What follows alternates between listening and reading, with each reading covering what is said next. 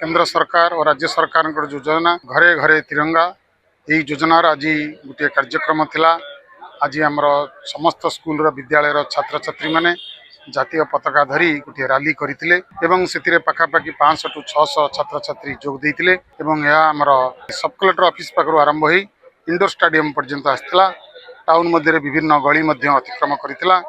ये लोक गोटे सचेतना करने जातीयतार सचेतना करने ये कार्यक्रम मुख्य लक्ष्य। ए समस्ते जोग देथिबारु जिला प्रशासन तरफ समस्त को धन्यवाद। तिरंगा यात्रा जो आज आरंभ होता जिला प्रशासन तरफ आम करूँ आज यहाँ हूँ आमर जो स्वाधीनता पाइचु जो मानकर बलिदान थिला से बलिदान को मन पकेबा और देशर स्वाधीनता को जमती आम अक्षुण्ण रखा।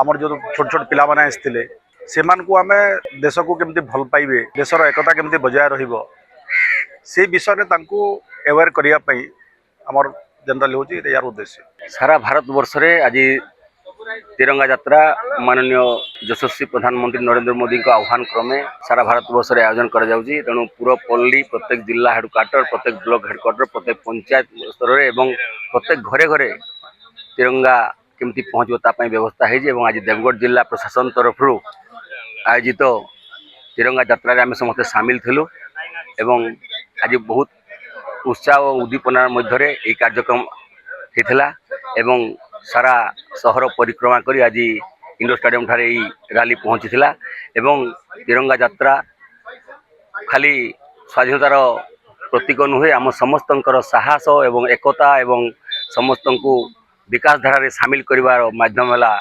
तिरंगा यात्रा। एवं आगामी दिन रे अगस्ट 15 आसूची एवं प्रत्येक जगह स्वाधीनता दिवस पालन करा जिवो। 80 वर्ष है आमर स्वाधीनतार। तेणु से दिवस को आम समस्त स्मरण करवा से दिन। तेणु ता पूर्वर प्रत्येक घरे केमती तिरंगा पताका पहुँचो पूरपल्लीर लोक मैंने तार उपलब्धिता अनुभव करूँ ये आकांक्षा नहीं माननीय नरेंद्र मोदी को आह्वान अच्छी। तेणु आम समस्ते प्रत्येक जगह केमती पताका पहुँचो आम चेष्टा अच्छू।